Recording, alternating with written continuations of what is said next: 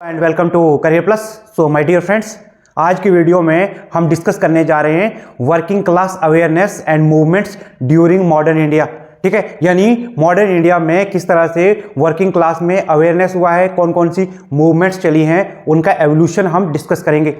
तो 19th century के second half में हमें देखने को मिलेगा कि वर्कर्स और लेबरर्स में बहुत ज़्यादा अवेयरनेस और कॉन्शियसनेस आना स्टार्ट हो गई थी।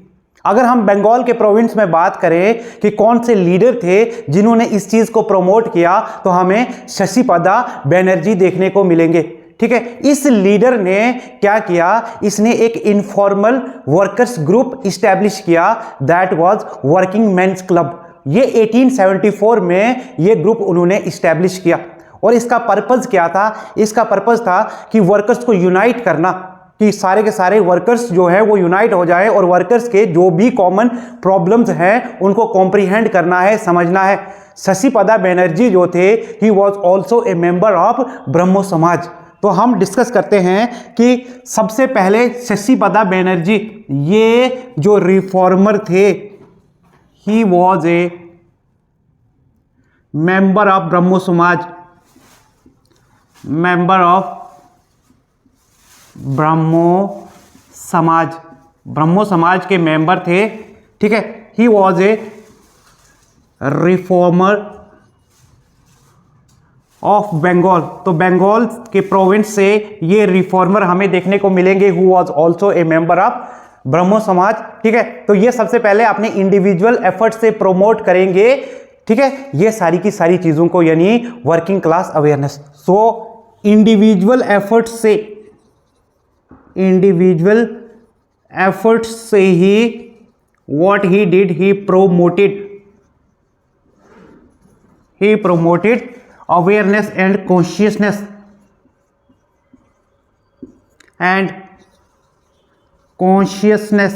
तो अवेयरनेस और कॉन्शियसनेस प्रमोट करेंगे किसमें?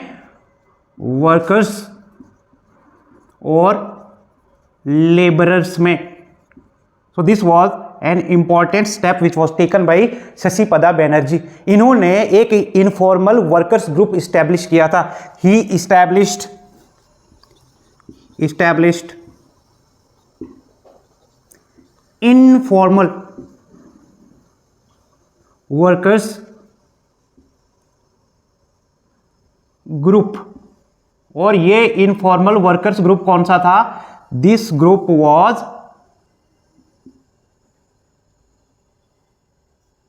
Workers man club. ठीक है, and this group was established in the year 1874। इसको इस्टेब्लिश किया गया था 1874 में। And the place where this group was established was Calcutta में इस्टेब्लिश किया गया था वर्कर्स मेंस क्लब को। ठीक है, it was informal workers group. इसका पर्पस क्या था? इसको इस्टेब्लिश करने का पर्पस था वाज टू यूनाइट वर्कर्स। जो भी वर्कर्स हैं उनको यूनाइट करना। ठीक है, और साथ में to comprehend common problems faced by workers. जो भी वर्कर्स की कॉमन प्रॉब्लम्स थी, जो भी उनकी परेशानियां थी, उनको समझना, उनको फिर हाईलाइट करना, किस तरीके से चेंज ला सकते हैं हम इस चीज में। इन्होंने एक जर्नल भी पब्लिश करना स्टार्ट कर दिया, that very journal was Bharat Shramjeevi. तो शशिपदा बनर्जी ने क्या किया, यहां से आगे इन्होंने एक जर्नल जो है वो published by him, and that very journal was Bharat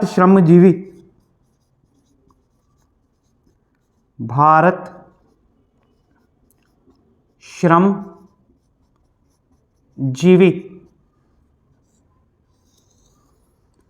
तो ये इंपॉर्टेंट जर्नल था जो इन्होंने पब्लिश करना स्टार्ट कर दिया। इसके बाद में सिमिलर तरह के एफर्ट्स हमें देखने को मिलेंगे बॉम्बे सिटी में।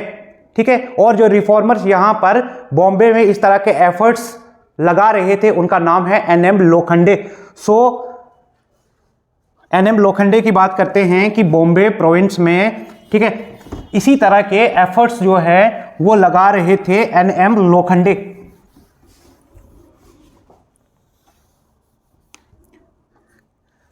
सो the next reformer who played similar role in the city of Bombay, Bombay city में इसी तरह का रोल जो है, similar role that we discussed, ठीक है, इसी तरह का रोल जो है that was played by NM Lokhande. NM Lokhande भी यहां पर, ठीक है, एक ग्रुप जो है वो इस्टेब्लिश करते हैं। That very association was workers mill hand association, ठीक है, ये इन्होंने बॉम्बे में इस्टेब्लिश किया, ठीक है, इन the year 1880 was the year when he established this group, workers mill hand association, when he established this association, ठीक है। और साथ में ये भी एक जर्नल को पब्लिश करेंगे और इस ग्रुप को, इस एसोसिएशन को वर्कर्स बहुत ज़्यादा प्रमोट करेंगे क्योंकि ये प्रमोट करता था उनके कलेक्टिव इंटरेस्ट को। तो आपको देखने को मिलेगा कि एनएम लोखंडे जो हैं, he started to publish a journal and that very journal was Deenbandhu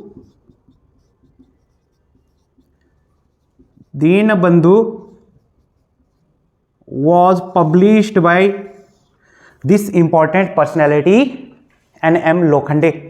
तो ना केवल इस तरह के एफर्ट्स जो हैं इंडियंस के द्वारा लगाए जा रहे थे इस समय, इसके अलावा हमें देखने को मिलेगा कि ब्रिटिश अथॉरिटी भी बहुत सारी चेंजेस ला रही थी जो इस डायरेक्शन में इनडायरेक्टली बहुत ज़्यादा कंट्रीब्यूशन देगी। और ब्रिटिश अथॉरिटी 1881 में फर्स्ट फैक्ट्री एक्ट जो है वो इनेक्ट करेगी और इस एक्ट के जरिए ब्रिटिश अथॉरिटी इस एक्ट में ही ये डिक्लेयर करती है कि कोई भी चाइल्ड वर्कर जिसकी एज 7 to 12 ईयर्स होगी उसे आप 9 आवर्स से ज्यादा जो है दिन में काम करने के लिए मजबूर नहीं कर सकते। और दूसरी चीज कहा गया कि जो भी चाइल्ड वर्कर होगा उसको एक वीकली हॉलिडे दिया जाएगा, ठीक है। तो देखिए यहां पर फर्स्ट फैक्ट्री एक्ट जो है वो लाया गया ब्रिटिश अथॉरिटी के द्वारा। British authority, what they did, they enacted first factory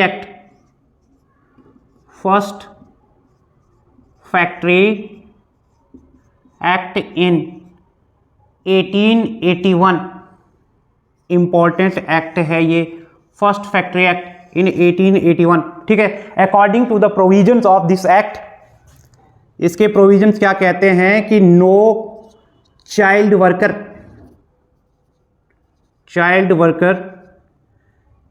could be forced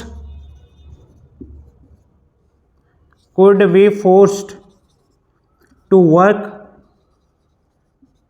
for more than 9 hours a day। तो ये चीज याद रखनी है सबसे पहले कि किसी भी चाइल्ड वर्कर को आप फोर्स नहीं कर सकते कि आप उसको 9 घंटे से ज्यादा काम कराएं एक दिन में। सबसे पहली बात फैक्ट्री एक्ट में कही गई। और दूसरी इंपॉर्टेंट बात जो फैक्ट्री एक्ट में कही गई वो ये थी कि चाइल्ड वर्कर को आप क्या देंगे, एक वीकली हॉलीडे देंगे। Child worker should be given a weekly holiday, यानी वीक में एक हॉलीडे उनको देना बहुत जरूरी है according to first factory act. First factory act का तीसरा और इंपॉर्टेंट प्रोविजन क्या कहता है, that hazardous machines should be kept away from the child workers. Third important provision was hazardous machines, this should be kept away, दूर रखी जानी चाहिए फ्रॉम चाइल्ड वर्कर्स, जो भी चाइल्ड वर्कर्स होंगे फैक्ट्री में काम करने वाले, जो हैजार्डस मशीन्स होंगी उनसे दूर रखी जाएंगी। तो देखिए फर्स्ट फैक्ट्री एक्ट 1881 में इनेक्ट किया गया, ब्रिटिश अथॉरिटी ने ही इसको इनेक्ट किया। इसके प्रोविजन में कहा गया कि 7 to 12 ईयर्स तक के चाइल्ड वर्कर्स, इसमें एज भी स्पेसिफाई की गई कि 7 to 12 ईयर्स तक के चाइल्ड वर्कर्स जो हैं they can not be forced to work more than 9 hours a day। तो 9 घंटे से ज्यादा आप काम करने के लिए उनको मजबूर नहीं कर सकते। This was the first provision of this act. And the second provision was child workers should be given a weekly holiday, week में उनको एक हॉलीडे दिया जाना चाहिए। The third provision was very important कि hazardous machine should be kept away from the reach of child workers. तो child workers से दूर रखी जानी चाहिए जो भी हैजार्डस मशीन्स है, ठीक है। तो this was first factory act. इसके बाद में हमें देखने को मिलेगा कि इस एक्ट के इनेक्ट करने के बाद में भारत में ये वर्कर मूवमेंट्स जो हैं और लेबरर मूवमेंट्स जो हैं और तेज हो जाएंगी, ठीक है। ब्रिटिश अथॉरिटी ने भी जब ये एक्ट इनेक्ट किया तो यहां पर ये इस चीज पे जोर और ज्यादा दिया जाएगा कि वर्कर्स और लेबरर्स की जो डिमांड्स हैं ये जेन्युइन डिमांड्स हैं। और इसी वजह से आपको देखने को मिलेगा कि ब्रिटिश गवर्नमेंट जो है इसके 10 साल के बाद में एग्जैक्टली इन 1891 दे इनेक्टेड सेकंड फैक्ट्री एक्ट। तो ब्रिटिश गवर्नमेंट जो है 1891 में लेकर के आएगी second factory act. Second factory act लेकर के आई ब्रिटिश अथॉरिटी, ब्रिटिश गवर्नमेंट, इनके द्वारा इनेक्ट किया गया second factory act in the year 1891। 1891 में ये लाया गया second factory act, exactly 10 years after the first factory act.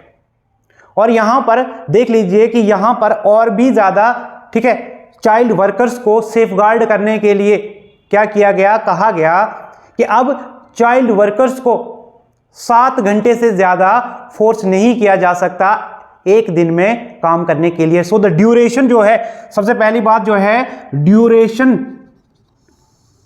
वो भी डेली का, हर दिन का, फॉर चाइल्ड वर्कर्स।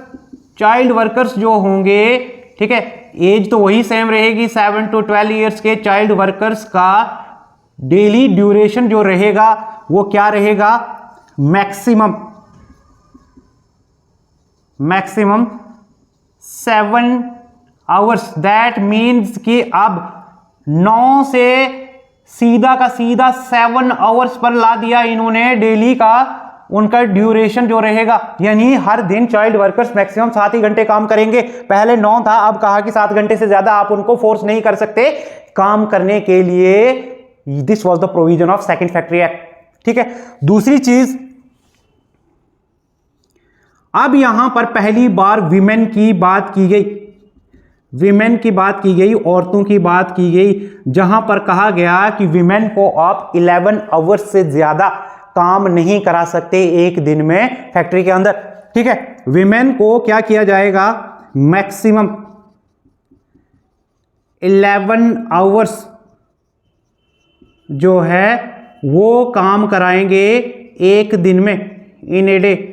एक दिन में मैक्सिमम 11 hours ही काम कराएंगे आप लोग। This was the provision of second factory act. इसके अलावा कहा गया कि विमेन जो है उन्हें मैटरनिटी लीव भी दी जाएगी, मैटरनिटी लीव भी दी जाएगी, मैटरनिटी फैसिलिटीज भी हैं जो औरतों को दी जाएंगी, ठीक है। So important provision, maximum 11 hours आप उन्हें काम कराएंगे, उन्हें मैटरनिटी, ठीक है, फैसिलिटीज जो हैं वो प्रोवाइड कराई जाएंगी। This was the provision of second factory act. तो सेकंड फैक्ट्री एक्ट में क्या कहा गया, पहले चाइल्ड वर्कर्स की अगर बात की गई, उनको कहा कि 7 से 12 साल की जिनकी एज है आप उनको मैक्सिमम कितना काम करा सकते हैं, 9 से कम करके 7 घंटे मैक्सिमम। औरतों की बात कही गई तो औरतों को कहा गया कि मैक्सिमम 11 hours तक आप उनको दिन में काम करा सकते हैं और इनको मंथ के अंदर, एक मंथ में, 1 month में they should be provided with 4 holidays, for holidays उनको दिए जाने चाहिए, ये कहा गया। और मैटरनिटी फैसिलिटीज भी उन्हें दी जानी चाहिए, this was said in this second factory act. लेकिन जो मैन थे, जो मर्द लोग थे, उनके लिए अभी भी नंबर ऑफ आवर्स कितने होने चाहिए फैक्ट्री के अंदर, दैट वाज स्टिल अनरेगुलेटेड। और इसी वजह से आपको देखने को मिलेगा कि ये जो वर्कर मूवमेंट्स हैं आगे चल करके बहुत ज्यादा ऑर्गेनाइज्ड देखने को मिलेंगी। तो 20th सेंचुरी की अगर हम बात करें, 20th सेंचुरी में जो भी वर्कर मूवमेंट्स हैं, वर्कर मूवमेंट्स वो और ज्यादा आपको ऑर्गेनाइज्ड देखने को मिलेंगी, ऑर्गेनाइज्ड देखने को मिलेंगी। और इन मूवमेंट्स को इवन सपोर्ट करते हैं गांधी जी, महात्मा गांधी भी इनको सपोर्ट करेंगे। और गांधी जी ने ही पहला मॉडर्न लेबर ऑर्गेनाइजेशन इस्टेब्लिश किया, that was Ahmedabad textile association in the year 1918। Ahmedabad textile association, this was established by Gandhi ji and the year was 1918 when Ahmedabad Textile Association was formed by or established by Gandhi. So it was first modern labor organization. तो ये पहला modern labour organisation था जो कि बनाया गया गांधी जी के द्वारा। जिस समय अहमदाबाद मिल स्ट्राइक चल रहा था तो उन्होंने अहमदाबाद टेक्सटाइल एसोसिएशन के रूप में पहला मॉडर्न लेबर ऑर्गेनाइजेशन इस्टेब्लिश किया ताकि वर्कर्स के लिए कलेक्टिव बार्गेनिंग का रास्ता जो है वो खुला रह सके। सो फ्रेंड्स, आज की वीडियो में हम इतना ही डिस्कस कर रहे हैं, ठीक है। तो नेक्स्ट वीडियो में हम यहां से आगे चीज़ों को डिस्कस करेंगे कि किस तरह से और भी डिफरेंट वर्कर्स मूवमेंट्स जो हैं वो चले हैं, या फिर ब्रिटिश अथॉरिटी का क्या रोल रहेगा उसमें, वो हम नेक्स्ट वीडियो में डिस्कस करेंगे। तो हम जो भी हम बात कर रहे हैं कि वर्किंग क्लास अवेयरनेस और मूवमेंट्स हैं, उसके 2 वीडियोस बनेंगी। तो पहली वीडियो आज की है और नेक्स्ट वीडियो में हम यहाँ से आगे चीज़ों को डिस्कस करेंगे। आई होप आपको हमारी वीडियो बहुत अच्छी लग रही है, ठीक है। आप कमेंट में अपनी राय हमें बता सकते हैं। Thank you very much, have a nice day.